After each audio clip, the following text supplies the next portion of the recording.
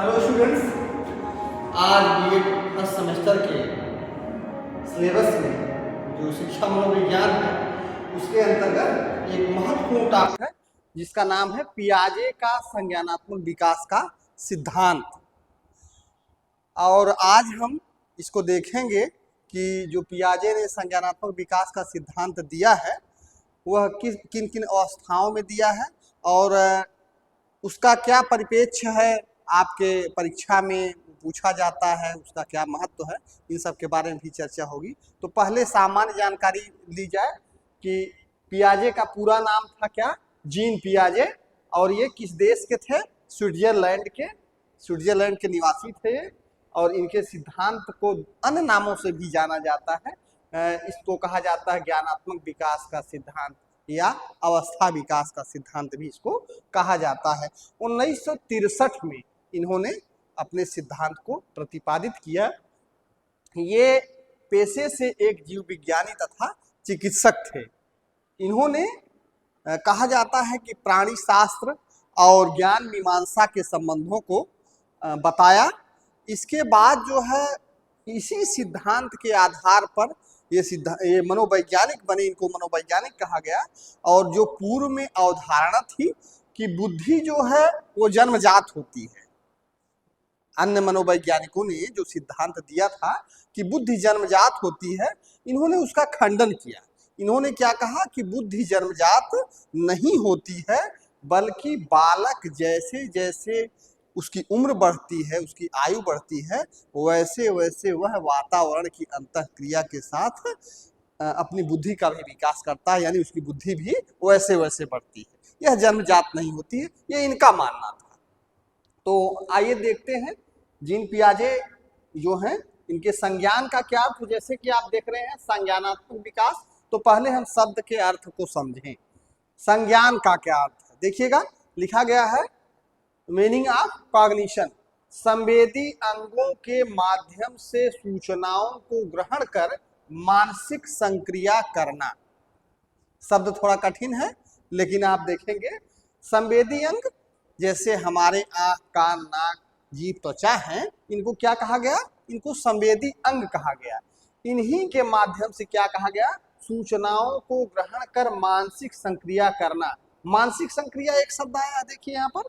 तो मानसिक संक्रिया का मतलब किसी समस्या के समाधान पर चिंतन करना। तो चिंतन कौन करता है, हमारी बुद्धि करती है। तो कोई समस्या होती है तो हम उस पर चिंतन करते हैं, उस समस्या का समाधान करते हैं। इसी को क्या कहा जाता है, मानसिक संक्रिया करना। जब आपकी बुद्धि चलने लगे उसी को क्या कहा गया सामान्य भाषा में, मानसिक संक्रिया। अब देखते हैं संज्ञानात्मक विकास का अर्थ। संज्ञान का अर्थ तो हमने देख लिया, अब हम देखते हैं क्या संज्ञानात्मक विकास का अर्थ। संज्ञानात्मक विकास से तात्पर्य बालकों में किन्हीं सूचनाओं को ग्रहण करके उस पर, ध्यान दीजिएगा, उस पर चिंतन करने तथा क्रमिक रूप से उस सूचना को इस लायक बनाना कि उस ज्ञान का प्रयोग विभिन्न परिस्थितियों में करके विभिन्न समस्याओं का समाधान कर सके। इसका क्या मतलब, इसका मतलब ये है कि जब बालक के अंदर कोई सूचना प्राप्त होती है तो उस सूचना पर वह चिंतन क्रमिक रूप से करने लगता है जैसे जैसे उसकी आयु बढ़ती है। छोटा बालक है तो वह क्रमिक रूप से चिंतन नहीं कर पाएगा, लेकिन पियाजे कहते हैं कि वो जब बड़ा होता है तो क्रमबद्ध तरीके से चिंतन करता है और उन्हीं चिंतन के माध्यम से वह अपनी समस्या का समाधान करता है। और अंत में समाधान ही नहीं करता, उसका प्रयोग भी विभिन्न परिस्थितियों में कर पाता है। अर्थात देखिएगा, एक लाइन देखें तो संज्ञानात्मक विकास बालकों में होने वाले बौद्धिक विकास से संबंधित है, यानी बुद्धि से संबंधित है। अब यहाँ देखेंगे कि जीन पियाजे ने, ये तो हमने जाना संज्ञानात्मक विकास का अर्थ और संज्ञान का अर्थ। अब जो मेन थ्योरी है, जो मेन चीज पूछा जाता है परीक्षा में, कई बार पूछा गया है कि जीन पियाजे के संज्ञानात्मक विकास की जो अवस्थाएं हैं उनका वर्णन करना है। तो देखिएगा जीन पियाजे के संज्ञानात्मक विकास की व्याख्या के लिए 4 अवस्थाओं का सिद्धांत जीन पियाजे ने प्रतिपादन किया है, जो इस प्रकार है। पहले तो चारों का नाम आप जानिए, और चारों का आयु काल भी पूछा जाता है। यूपी टेट सी टेट में ये बहुत महत्वपूर्ण है कि आयु काल पूछ लिया जाता है कि कौन सी जो अवस्था किस आयु काल तक है। तो इन्होंने क्या किया है, इन्होंने कहा जाए तो बालक की अवस्थाओं का विभाजन किया है 4 अवस्थाओं को। देखिएगा, पहला क्या कह रहे हैं, संवेदी पेशी अवस्था। हिंदी का जो सेंटेंस है उसमें देखेंगे अलग अलग किताबों में अलग अलग शब्द लिखे गए हैं, लेकिन हम इंग्लिश पर जरूर ध्यान देंगे। इंग्लिश में एक ही शब्द है, हिंदी में इसके शब्द के अर्थ अलग अलग दिए होंगे किताबों में, लेकिन आपको हिंदी के अलावा इंग्लिश को देखना है।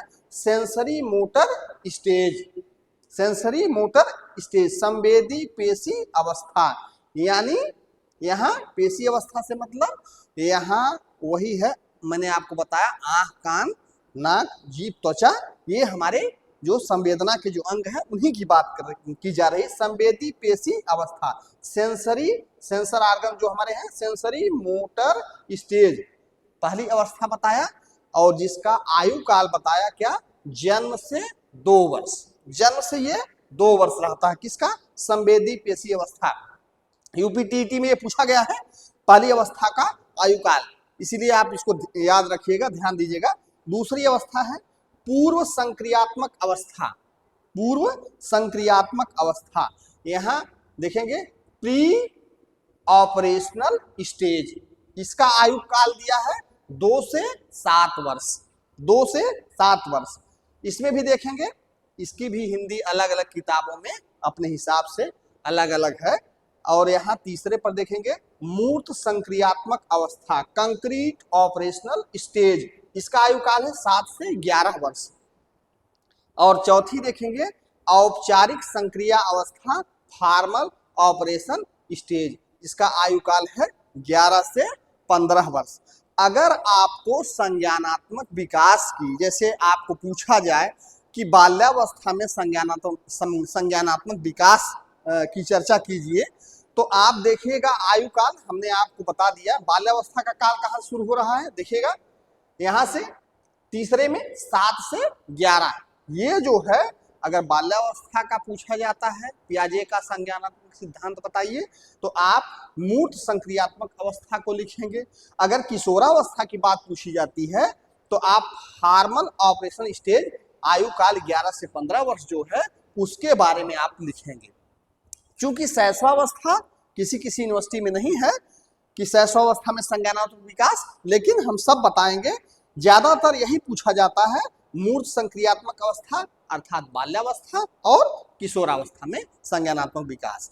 थोड़ा सा अब आप जानिए, जीन पियाजे महोदय जो है अल्फ्रेड बिने के साथ बुद्धि पर भी कार्य किए थे, और इसके साथ साथ इन्होंने अपने एक पुत्री और 2 पुत्रों पर इसको रिसर्च किया था, और उनके ऊपर रिसर्च करने के बाद अपने इस सिद्धांत का प्रतिपादन किया था, जिसको कि हम ज्ञानात्मक विकास का सिद्धांत या अवस्था विकास का सिद्धांत कहते हैं। अब हम चलेंगे चारों के बारे में, चारों की क्या विशेषताएं हैं, उनके की पॉइंट जो है हम नोट करेंगे। ठीक है, एक बार फिर से इसको देख लीजिए, ये जो है बहुत महत्वपूर्ण टॉपिक है, इसके बाद हम इसके बारे में चर्चा करेंगे। ठीक है, चलिए अब आगे देखते हैं। तो अब हम क्या करते हैं, देखते हैं जो हमने अभी आपको बताया चारों अवस्थाएं, उनकी विशेषताएं क्या है, इन्हीं को आप जान जाइए।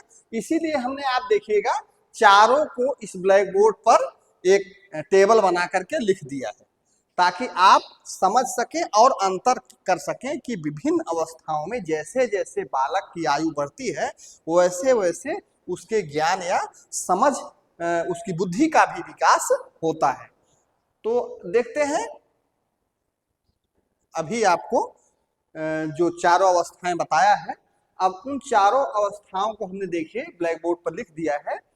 क्या, संवेदी पेशी अवस्था, पूर्व संक्रियात्मक अवस्था, मूर्त संक्रियात्मक अवस्था और औपचारिक संक्रिया अवस्था। अब आप देखिएगा इन चारों अवस्थाओं की विशेषताओं को हमने लिख दिया है। और इन विशेषताओं पर एक एक करके थोड़ा सा चर्चा हो जाए। देखिएगा, मैंने पहले ही आपको बताया था, आयु काल इसमें नहीं लिखा, आयु काल पीछे भी आपको बताया हूं। संवेदी पेशी अवस्था, ठीक है, जन्म से 2 वर्ष, जैसा कि पीछे हमने आपको बताया, इसे 6 उप अवस्थाओं में बांटा गया है। इस अवस्था में निम्न विशेषताएं पाई जाती हैं। पहली विशेषता है शिशु का रोना धोना। का है यहाँ पर, शिशु का रोना धोना एवं चूसना। यानी आप देखेंगे कि जो बच्चा शुरू में जन्म लेता है, रोने धोने की उसके अंदर आवाज आती है, वह अंगूठे को चूसता है और स्तनपान करता है।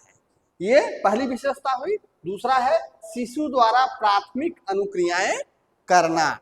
प्राथमिक अनुक्रियाएं करना, जैसे वह क्या करता है, वह जो है किसी को देखकर एकाएक कभी हंसने लगता है, कभी रोने लगता है, कभी आवाज सुन करके उसके जो है उसकी आंखें जो है, जैसे प्रकाश आया तो वो आंखें बंद हो गई या खुल गई, या कोई आवाज सुना तो इधर उधर अपना सर जो है करने का प्रयास किया। इसी क्या कहते हैं, प्राथमिक अनुक्रियाएं करना। जैसे देखना, सुनना, आनंद का अनुभव करना। हमने उदाहरण लिख दिया है, देखना, सुनना या आनंद का अनुभव करना, ये प्राथमिक अनुक्रिया में आता है। तीसरी है, देखेंगे, शिशु द्वारा अपने कार्यों को उद्देश्यपूर्ण बनाना। जैसे स्वाद, गंध अनुभव करना। जैसे उसको कोई चीज अच्छी लगेगी, ठीक है, अच्छी लगेगी तो उसको खाने का या चूसने का प्रयास करेगा। अगर उसको उसकी गंध उसको सही नहीं लगी तो वह जो है अपने सर को हिला लेता है या उसको नहीं खाना पीना पसंद करता है। इसके बाद है उद्देश्यों के मार्ग की बाधाओं को दूर करना। जैसे एक शिशु है, जब रगड़ करके घिसट करके चल रहा है, तो मान लीजिए कोई गेंद है, अब उसने हल्का सा गेंद हाथ से फेंका और उसको रगड़ करके घुटनों के बल, जिसको आप कहते हैं, उस माध्यम से क्या किया, चलने का प्रयास किया, उसको पकड़ने का प्रयास किया। लेकिन बगल में एक टोकरी है हल्की सी, और वह गेंद टोकरी के पीछे पहुंच गया है, तो क्या करेगा, टोकरी को हटा देगा, फेंक देगा। इसी को क्या कहते हैं, उद्देश्यों के मार्ग की बाधाओं को दूर करना। तो उसका उद्देश्य क्या था, उद्देश्य था गेंद को पकड़ना। अब गेंद को देख रहा है कि टोकरी के पीछे गेंद चली गई, तो उसका उद्देश्य है उसको पकड़ना है गेंद को, तो टोकरी को हटा देगा, फेंक देगा, तब उसको प्राप्त कर लेगा। इसी को क्या कहते हैं, उद्देश्यों के मार्ग की बाधाओं को दूर करना। पांचवा है शिशु द्वारा साधन और साध्यों में अंतर करना। यानी टूल्स और लक्ष्य, यानी उसको क्या प्राप्त करना है, किस साधन से प्राप्त करना है, जिससे प्राप्त करेगा वो क्या कहलाएगा, साधन, और जिसको प्राप्त करेगा वह साध्य कहलाता है। तो साधन के माध्यम से वह उसको प्राप्त करता है। जैसे अगर उसको भूख लगी तो क्या करेगा, रोना शुरू करेगा, या किसी चीज की आवश्यकता हुई लोटना पोटना शुरू करेगा, क्योंकि वो सोचता है कि इसी माध्यम से हमको अमुक विषय वस्तु की या अमुक चीज की प्राप्ति हो सकेगी। अगला देखेंगे, शिशु द्वारा नवीन मानसिक अनुक्रियाएं करना। यानी खोजी प्रवृत्ति का प्रारंभ यहाँ हो जाता है, या वस्तु स्थायित्व की प्रवृत्ति का भी प्रारंभ हो जाता है। अगर मैंने अभी आपको बताया कि गेंद जो है अगर फेंका या कोई सामान फेंका, इधर उधर कहीं चला गया, तो क्या करता है, वह इधर उधर घूम घूम करके उसको ढूंढने का प्रयत्न करता है। उसको पता है कि वस्तु है कहीं न कहीं, वस्तु अस्थायित्व माने कहीं अस्थायी रूप से आसपास वह वस्तु पड़ी है और उसको वह प्राप्त करने का प्रयास करता है। यह किसमें है, संवेदी पेशी अवस्था की ये विशेषताएं हैं। अब हम चलते हैं 2 से 7 वर्ष में। इस अवस्था को देखिएगा, पूर्व संक्रियात्मक अवस्था। इस अवस्था को पियाजे ने 2 उप अवस्थाओं में विभाजित किया। हमने दोनों को लिख दिया, देखिएगा ये दूसरी अवस्था है, आपको कंफ्यूजन ना हो। ए लिख दिया यहाँ बी लिख दिया। इसको 2 उप अवस्थाओं में बांटा। यानी जो 7 वर्ष की आयु है, इसमें पहली अवस्था को क्या कर दिया, 2 से 4 वर्ष मान लिया। और इसकी विशेषता क्या है, विलोम्यता के गुण का विकास। यहां देखेंगे, विलोम्यता के गुण का विकास बहुत बार यूपी टीसी टेट में पूछा गया है। विलोम्यता के गुण का विकास, यानी वह जो है इसमें अंतर नहीं कर पाता है कि कौन चीज भारी है और कौन चीज कम भारी है। जैसे कहा गया कि अगर रुई है, ठीक है, 1 किलो रुई है, 1 किलो का जो है पत्थर है, तो वह रुई का गट्ठर ज्यादा होगा, तो उसको देख करके वो क्या करेगा, रुई को ज्यादा बताएगा, कहेगा रुई भारी है। क्यों? क्योंकि उसकी आयु देखेंगे, उसकी आयु ये जो है 4 वर्ष के अंदर की है। तो इसमें ये कहा गया विलोमीयता के गुण का विकास यहाँ होता है, यानी कौन वस्तु कितनी भारी है और कौन हल्की है इसमें अंतर ना कर पाना, इसी को क्या कहते हैं, विलोमीयता के गुण का विकास। यहां देखेंगे जीववाद एनिमिज्म का विकास, मैंने लिख दिया है जीववाद एनिमिज्म का विकास, निर्जीव में सजीव की अनुभूति। आप देखेंगे जब छोटे छोटे बच्चे होते हैं, मान लीजिए एक छोटी बच्ची है 4 साल की, उसको उसके पास एक गुड़िया है और अभी आप उस गुड़िया को फेंक दें उसके हाथ से लेकर के, तो वह लोटने पोटने लगेगी, रोने लगेगी, कहेगी कि मेरी गुड़िया को चोट लग गई, मेरी गुड़िया को आपने मार दिया, मेरी गुड़िया को बुखार आ जाएगा, मेरी गुड़िया बीमार हो जाएगी। इसी को क्या कहते हैं, जीववाद का विकास, यानी निर्जीव में सजीव की अनुभूति। जबकि गुड़िया जो है निर्जीव है, वह उसमें सजीव की अनुभूति कर रही है, इसी को क्या कहा गया, जीववाद का विकास, यानी निर्जीव में सजीव की अनुभूति करना। अगला है आत्म केंद्रितता, ईगोसेंट्रिज्म का विकास। यहां देखेंगे, यहां आत्म केंद्रितता ईगोसेंट्रिज्म, यानी वह जो बालक है इस अवस्था का, वह यह कहता है कि मैं जो हूं, जो कर रहा हूं वही सही है, मैं जो कर रहा हूं वही सही है, मैं अपने माता पिता का या अपनी मम्मी पापा का सबसे प्यारा बच्चा हूं, यानी आत्म केंद्रितता, इसी का क्या कहा जाए, ईगोसेंट्रिज्म का विकास।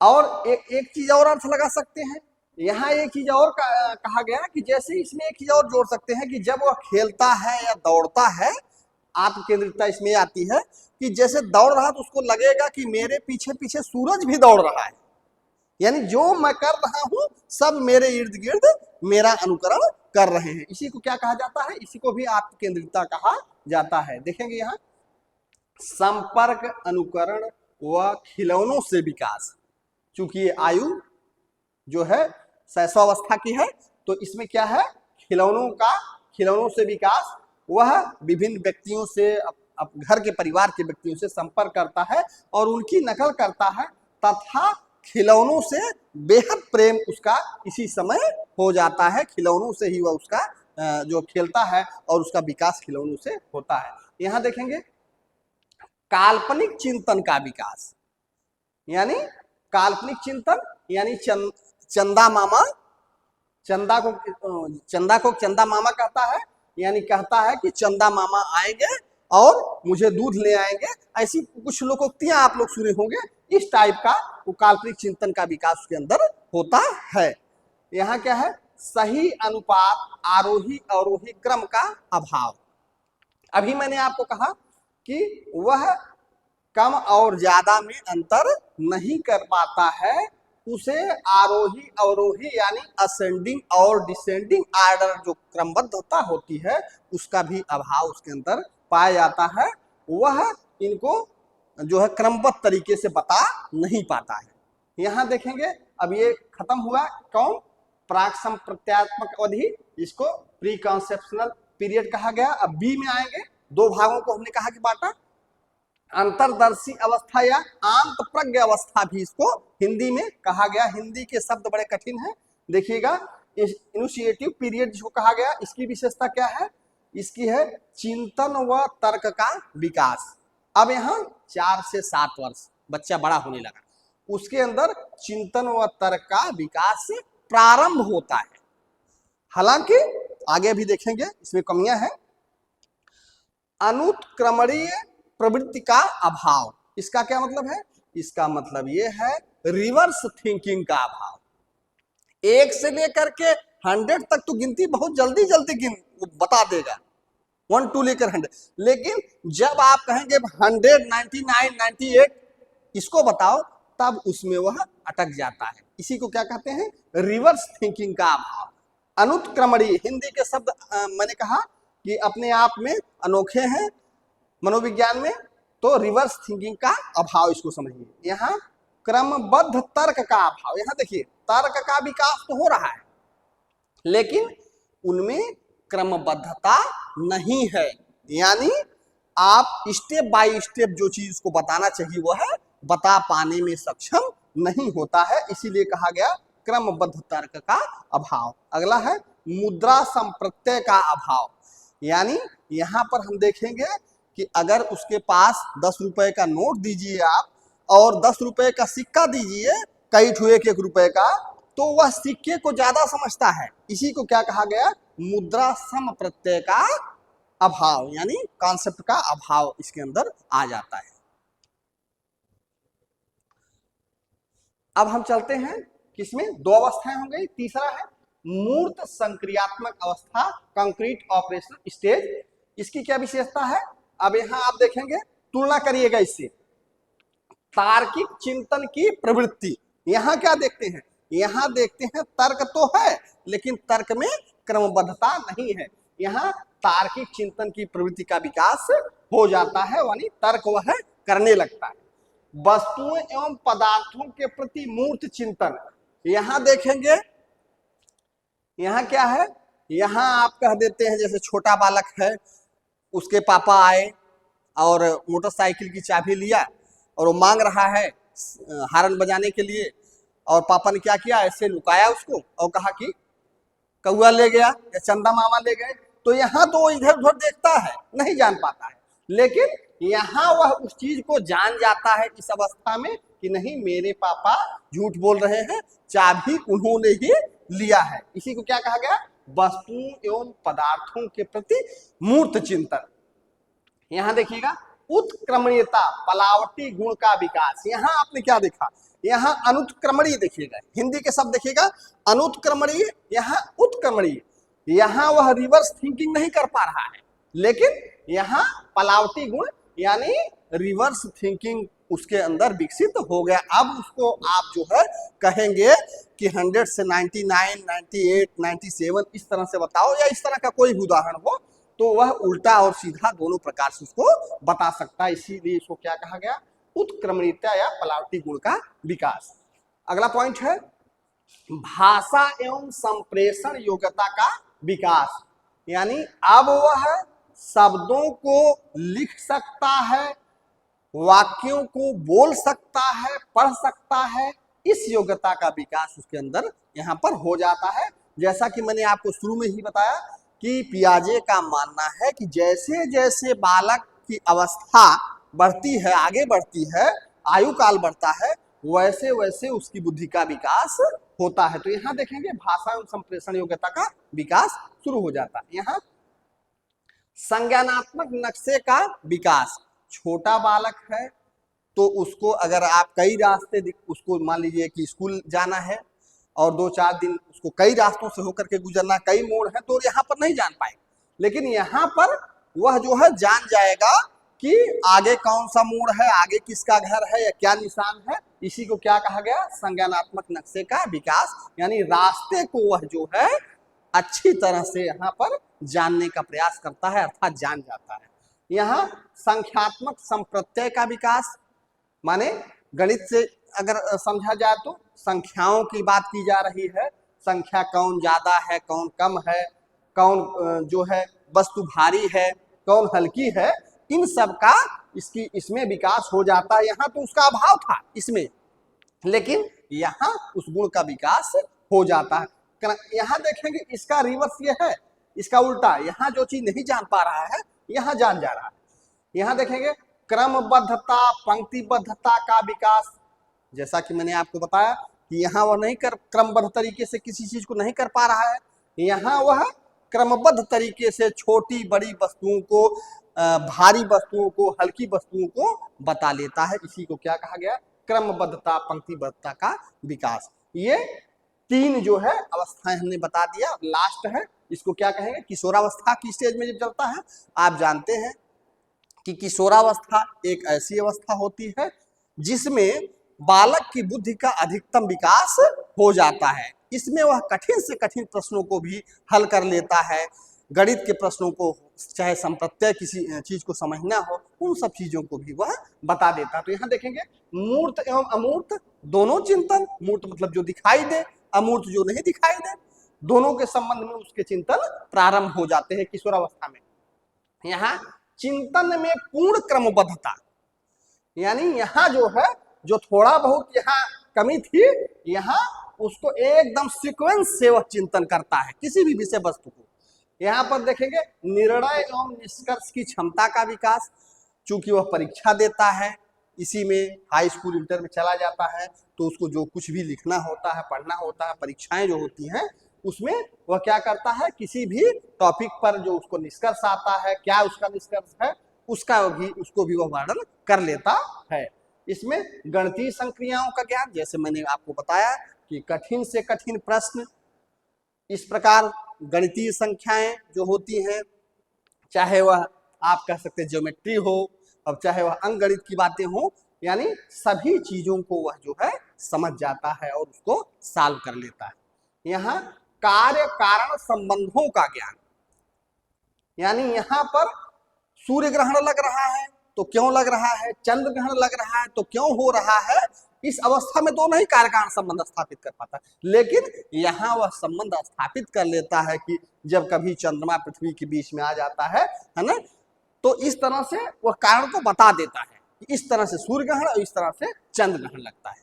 यहाँ देखेंगे संश्लेषण विश्लेषण और नेमीकरण का विकास, यानी किसी विषय वस्तु को जो है बिखराव करके, फैला करके और फिर उसको इकट्ठा करके बताना हो, इन सब चीजों को क्या कहते हैं, संश्लेषण विश्लेषण। इसकी योग्यता का विकास उसके अंदर हो जाता है कि आप विस्तृत पूछेंगे तो विस्तृत भी कर सकता है और विस्तृत को समराइज भी वो कर लेता है। और यहाँ पर आलोचनात्मक मूल्यांकन का विकास, यानी जैसे किसी विषय वस्तु पर उसको कहा गया कि इनके विचारों का आलोचनात्मक मूल्यांकन कीजिए, तो आलोचनात्मक मूल्यांकन का मतलब कि तर्क सहित उसके पक्ष और विपक्ष दोनों की बातों को बताना, इसी को क्या कहा गया, आलोचनात्मक मूल्यांकन का विकास। तो ये पियाजे के संज्ञानात्मक विकास की चारों अवस्थाएं हैं।